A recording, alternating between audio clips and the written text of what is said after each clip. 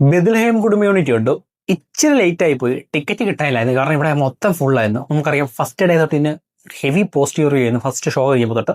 So അത് തന്നെയാണ് എനിക്ക് ഇവിടെയും പറയാനുള്ളത്. കിടിലൻ പടം. അതായത് വലിയ സംഭവങ്ങളോ കാര്യങ്ങളൊന്നുമല്ല, ഒരു ചെറിയ ത്രെഡ് അത് നല്ല വൃത്തിയായിട്ട് എഴുതി വൃത്തിയായിട്ട് എക്സിക്യൂട്ട് ചെയ്തത് നല്ലൊരു ഫാമിലി മെയ്ഡ് എന്റർടൈൻമെന്റ് മൂവി. അതാണ് ബെത്ലഹേം കമ്മ്യൂണിറ്റി. നമുക്കറിയാം ഇപ്പം ഖലീഫയൊക്കെ ആയിട്ടാണ് ക്ലാഷ് വന്നത്. ഖലീഫ കണ്ട് ഞാൻ അത്യാവശ്യം നല്ലപോലെ നിരാശപ്പെട്ട ഒരാളാണ്. ചുമ്മാ കണ്ടിരിക്കാവുന്ന ഒരു പടമായിരുന്നു. സോ അതൊക്കെ കണ്ടിട്ട് ഈ ബെത്ലഹേം കമ്മ്യൂണിറ്റിയിലേക്ക് ഈ ഒരു സിനിമ കാണുമ്പോഴാണ് മനസ്സിലാകുന്നത് ഒരു സിനിമയെ സംബന്ധിച്ചിടത്തോളം വലിയ ആനക്കഥയോ അല്ലെങ്കിൽ ഭയങ്കര വലിയ മേക്കിങ്ങോ കുറെ സ്റ്റാർ കാസ്റ്റോ ഇതൊന്നും ആവശ്യമില്ല. പ്രോപ്പർലി എഴുതിയ ഒരു തിരക്കഥ ഇല്ലാതെ ഒരു പരിപാടി നടക്കില്ല. നല്ലൊരു തിരക്കഥ നല്ലപോലെ അത് ഡയറക്റ്റ് ചെയ്ത് വെക്കുവാണെങ്കിൽ വലിയ സ്റ്റാർ കാസ്റ്റ് ഒന്നും ഇല്ലെങ്കിലും നമ്മൾ ആദ്യമായിട്ട് കാണുന്ന ആൾക്കാരാണെങ്കിൽ പോലും പടം വിജയിക്കും. അതിന്റെ ഏറ്റവും വലിയ ഉദാഹരണമാണ് ഈ സിനിമ. കിടിലൻ പടം. അതായത് ഈ പടത്തിന് രണ്ട് കാര്യങ്ങളുണ്ട്. അതായത് ഒന്ന് നല്ലൊരു പടം, അതിലുപരി ഓണം എന്നൊരു ഫെസ്റ്റിവൽ സമയത്തൊക്കെ ഫാമിലി ഓഡിയൻസ് ആയിരിക്കും കൂടുതലും കയറാൻ പോകുന്നത്. അഫ്കോഴ്സ് അപ്പം ഫാമിലി അല്ലെങ്കിൽ ഒരു ഫാമിലി എന്റർടൈനർ വരുമ്പോഴാണ് അത് പോസിറ്റീവ് വന്നാലാണ് ആ പടം തൂക്കത്തിൽ ഓണം ക്രിസ്മസ് അങ്ങനത്തെ കാര്യങ്ങളൊക്കെ.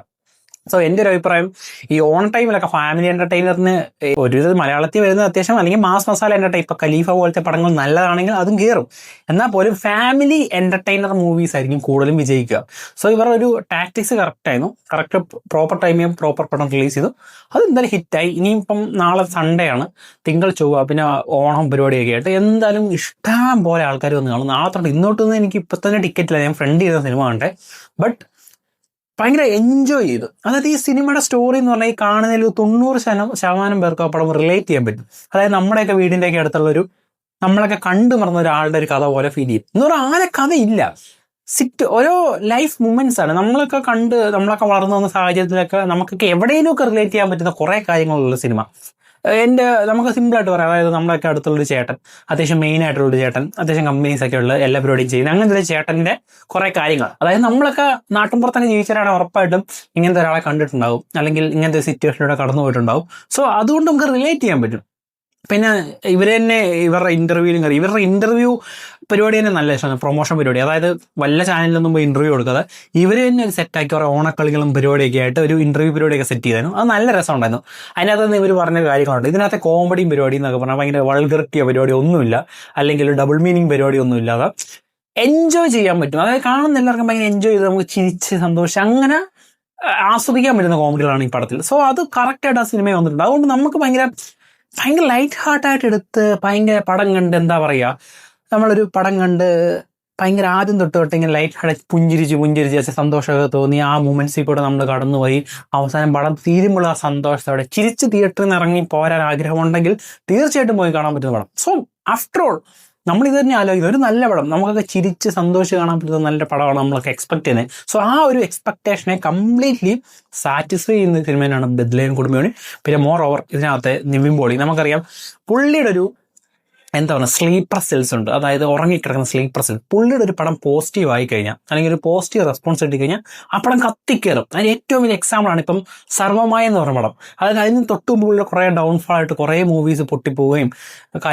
പ്രതീക്ഷ അത്രത്തോളം ഉയരാതെയൊക്കെ വന്ന സമയത്ത് സർവമായ എന്ന് പറഞ്ഞ പടം വന്നു. അതിന് പോസിറ്റീവ് റെസ്പോൺസ് കിട്ടി. അതൊന്നും വലിയ എന്താ പറയുക ഹെവി പ്രൊമോഷൻ മെറ്റീരിയൽ അല്ലെങ്കിൽ ഹെവി മാസ് മസാല അല്ലെങ്കിൽ മറ്റേ ബിഗ് മേക്കിങ്ങിലോ അങ്ങ് ബഡ്ജറ്റിലോ ഒന്നും വന്ന പടമല്ല. ബട്ട് നിവിൻ പോളി എന്ന് പറഞ്ഞ ആക്ടറിന്റെ ഏറ്റവും വലിയ ഗുണം അതാണ്. പുള്ളിയുടെ ഒരു പടം പോസിറ്റീവ് കിട്ടിക്കഴിഞ്ഞാൽ അത് ഭയങ്കരമായിട്ട് കത്തിക്കയറും. അതിന്റെ ഏറ്റവും വലിയ ഉദാഹരണം സർവമായ ഇപ്പൊ ഈ ബെത്ലഹേം. ഇതെനിക്ക് തോന്നി ഈ വർഷത്തെ അത്യാവശ്യം ടോപ്പ് ഗ്രോസറിന്റെ ഉള്ള പടങ്ങളിൽ ലിസ്റ്റിൽ എടുക്കുവാണെങ്കിൽ ഇതും വരുമെന്ന് എനിക്ക് തോന്നുന്നു. കാരണം അതിനുള്ള പടമുണ്ട് എന്ന് പറഞ്ഞാൽ എല്ലാവരും കാണും. കാരണം ഫെസ്റ്റിവൽ ആയതുകൊണ്ട് മിക്കവരും വന്ന് ഈ പടം ഒന്ന് കാണാൻ ചാൻസ് ഉള്ളൂ. പിന്നെ ഇതിന് ടൈറ്റ് ആയിട്ടൊരു ഇത് കൊടുക്കാനുള്ള പടങ്ങളൊന്നും ഇല്ല. ആ പടം ഇപ്പോൾ ഉള്ള ഖലീഫ മാത്രമേ ഉള്ളൂ. അതെന്തായാലും ഇതൊരു പ്രളയം പോലെയാണ്. ഇത് മുങ്ങിപ്പോകും എന്തായാലും ഖലീഫ. എനിക്ക് തോന്നുന്നില്ല ഖലീഫ മുട്ടി നിൽക്കുന്നത്. പിന്നെ അയാം ഗെയിം ആയിരുന്നു ഉണ്ടായിരുന്നത്, പക്ഷെ അത് റിലീസ് ആയില്ല, സെപ്റ്റംബർ 3 മാറ്റി. സോ ഇതിനൊരു ഓപ്പോണന്റ് ആയിട്ടൊരു പടമോ കാര്യങ്ങളോ ഇല്ലാത്തതുകൊണ്ട് എന്തായാലും ഈ പടം കയറിപ്പോവും. പിന്നെ ഈ പടത്തിനെ കുറിച്ച് കൂടുതൽ പറയാൻ ഒത്തിരി പറയുന്നില്ല, കാരണം നിങ്ങളൊന്നും അറിയാതെ പോയി കാണും. കാരണം ഇതിന് പറയാൻ മാത്രം ഒന്നുമില്ല ഈ സിനിമയ്ക്കകത്ത്. കുറച്ച് ലൈഫ് സ്പിൽ നടക്കുന്ന കുറെ കാര്യങ്ങൾ, നമ്മുടെ ലൈഫിലൊക്കെ നടന്നു പോയുള്ള കുറെ കാര്യങ്ങളൊക്കെ ഇങ്ങനെ നമുക്ക് വീണ്ടും നമ്മളൊരു തിയേറ്ററിൽ പോയി കാണുന്നൊരു ഫീൽ കിട്ടും. അതാണ് സംഭവം. പിന്നെ പെർഫോമൻസ് പറയുകയാണെങ്കിൽ നിവിൻ പോളി ഗംഭീരമായിട്ട് ചെയ്തിട്ടുണ്ട്. കാരണം പുള്ളിക്ക് ഇത് ടൈലർ മെയ്ഡ് റോളാണ്. പുള്ളിക്ക് കേക്ക് വാക്ക് പോലെ ചെയ്യാവുന്ന റോളാണ്. പുള്ളി ഇതിന് മുമ്പും ചെയ്തിട്ടുള്ള റോളാണ്, ഇങ്ങനത്തെ ടൈപ്പ് സാധനം ചെയ്തിട്ടുണ്ട്. അപ്പോൾ പുള്ളിക്ക് ഒന്നുമില്ല, നമ്മൾ ആഗ്രഹിക്കുന്ന ഒരു നീമ്പോളില്ലേ, ഒരു നീമ്പോളി നമ്മളെയൊക്കെ മനസ്സിൽ കുറേ നാളായിട്ട് കിടക്കുന്ന നീമ്പോളി നമ്മൾ പഴയ നീമ്പോളി ഇങ്ങനെയായിരുന്നു എന്നൊക്കെ പറയാം. ആ ഒരു സാധനമാണ് ഇവിടെ നമുക്ക് കാണാൻ പറ്റിയ നീമ്പോളി. ഗംഭീരമായിട്ട് പുള്ളി ചെയ്തിട്ടുണ്ട്. അതുപോലെ തന്നെ മമിത ബയ്യുവിൻ്റെ ഏറ്റവും വലിയ കാര്യം എന്ന് പറഞ്ഞാൽ പുള്ളിക്കാരിയുടെ ഓരോ പടം കഴിയുന്നതോടെ പുള്ളിക്കാരുടെ ഗ്രാഫ് ഇങ്ങനെ കയറി പോകുക. കാരണം കിടിലിനായിട്ട് പുള്ളിക്കാരി ചെയ്യുന്നുണ്ട്. ഒരു നാച്ചുറാലിറ്റി ഭയങ്കരമായിട്ട് തോന്നി. അത് ഭയങ്കര രസം. ഇങ്ങനെ നമ്മൾ അഭിനയിക്കുവാന്ന് പറയാതെ അഭിനയിക്കുന്നത് നമുക്ക് തോന്നും. അതായത് നമുക്ക് കാണുമ്പോൾ അവർ അഭിനയിക്കില്ല, ഇത് പക്ക എങ്ങനെയാണ് ക്യാമറയൊക്കെ വെക്കുന്ന സമയത്ത് ഇത്ര നാച്ചുറലായിട്ട് അത് പെർഫോം ചെയ്യാൻ പറ്റുമെന്ന് അറിയില്ല. അവർ ഗംഭീരമായിട്ട് വരുന്നുണ്ട്. പിന്നെ എനിക്ക് ഇതിനേക്കാളും പറയാൻ വേറെ ആളുകളുണ്ട്, സുരേഷ് കൃഷ്ണ. പുള്ളിയുടെ റോളും കിടിലിനാണ്.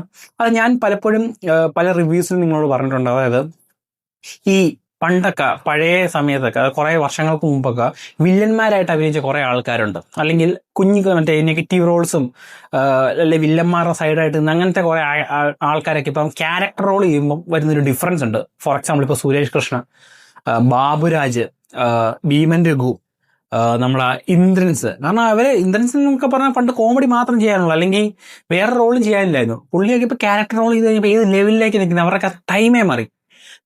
പിന്നെ സുരാജ് വെഞ്ഞാറമൂട്, നമുക്കറിയാം സുരാജ് വെഞ്ഞാറമൂട് ഒരു സിനിമയ്ക്ക് അത് എല്ലാ പടത്തിനും ടിപ്പിക്കൽ കോമഡിക്കാരൻ റോളിന്റെ അപ്പുറത്തേക്ക് ഒരു റോളും കിട്ടാത്ത മനുഷ്യൻ. ഇപ്പൊ പുള്ളിയൊക്കെ ഏത് ലെവലിലാണ് നിൽക്കുന്നത്. സോ അതാന്ന് പറഞ്ഞത് വിനായകനൊക്കെ വേറല്ലേ, പണ്ടേ കോമഡി പീസ് അല്ലെങ്കിൽ ഒരു കളിയാക്കാൻ വേണ്ടി കൊണ്ടുവന്ന അല്ലെങ്കിൽ വില്ലന്മാരുടെ കൂട്ടത്തിലുള്ള ആൾക്കാരാണ് ഇവരെല്ലാം. ബട്ട് ഇവരൊക്കെ ക്യാരക്ടർ റോൾ, അതായത് പറഞ്ഞാൽ ഓരോരുത്തർക്കും അവരവരുടെ സമയം വരും. സോ അതിന്റെ ഏറ്റവും വലിയ ഉദാഹരണങ്ങളാണ് ഇപ്പൊ കണ്ടുകൊണ്ടിരിക്കുന്ന സിനിമ. സോ നമ്മൾ കൂടുതൽ അങ്ങോട്ടും ഇങ്ങോട്ടൊക്കെ പോയി. സോ ബത്ലഹേം കുടുംബയൂണിറ്റിനെ കുറിച്ച് എനിക്ക് പറയാനുള്ള ഇതാണ്, നല്ലൊരു ലൈറ്റ് ഹാർട്ടഡ് മൂവി. നമുക്ക് തിയേറ്ററിൽ അത്യാവശ്യം ചിരിച്ച് എൻ്റർടൈൻ ചെയ്ത് സന്തോഷത്തോടെ പടം കഴിയുമ്പോഴും വൻ സന്തോഷത്തോടെ ചിരിച്ചിറങ്ങി ഒരു മനസ്സിനൊരു എന്താ പറയുക, ഹാങ് ഓവർ, നമ്മളിപ്പോൾ ഹെക്റ്റിക്കായിട്ടൊക്കെ ഒരു വർക്കൊക്കെ ചെയ്ത് തന്ന് ഒന്ന് റിലീഫ് ആണെങ്കിൽ ഈ പടം ധൈര്യമായിട്ട് പോയി കണ്ടാൽ നമ്മൾ ഭയങ്കരമായിട്ട്, അതായത് നമ്മൾ ഭയങ്കര മൈൻഡൊക്കെ ക്ലിയർ ആയിട്ട് സമാധാനത്തോടെ തിയേറ്ററിൽ നിന്ന് ഇറങ്ങി വരാൻ പറ്റും. ഇഷ്ടംപോലെ കോമഡികളുണ്ട്, അതിൽ ഭൂരിപക്ഷം കോമഡികളും വർക്കായിട്ടുണ്ട്. എല്ലാം വർക്കൗട്ട് ആയിട്ടുണ്ട്. ഈ പടത്തിയ ഒരു ഉദ്ദേശം എന്താണ്, അത് കറക്റ്റ് ഓഡിയൻസായിട്ട് കണക്ട് ചെയ്തു. നമുക്ക് ആ കണക്ഷൻ കിട്ടിക്കഴിഞ്ഞാൽ പിന്നെ ആ ഒരു ഫ്ലോയിൽ പോയിക്കോളും. സോ അങ്ങനെ ഒരു ഫ്ലോയിൽ പോകാൻ പറ്റിയ, നല്ല ചിരിച്ച് എൻജോയ് ചെയ്ത് ഫാമിലിയൊക്കെ ആയിട്ട് എൻജോയ് ചെയ്ത് കാണാൻ പറ്റിയ ഒരു കിടിലൻ പടമാണ് ബത്ലഹേം കുടുംബയൂണിയൻ. അപ്പോൾ ഈ സിനിമ നിങ്ങൾ കണ്ടിട്ടുണ്ടെങ്കിൽ നിങ്ങളുടെ അഭിപ്രായം കമന്റ് ബോക്സിൽ രേഖപ്പെടുത്തുക. മറ്റൊരു വീഡിയോ വരുന്നവർക്ക് it's me Abhijith and you are watching Flick and frames.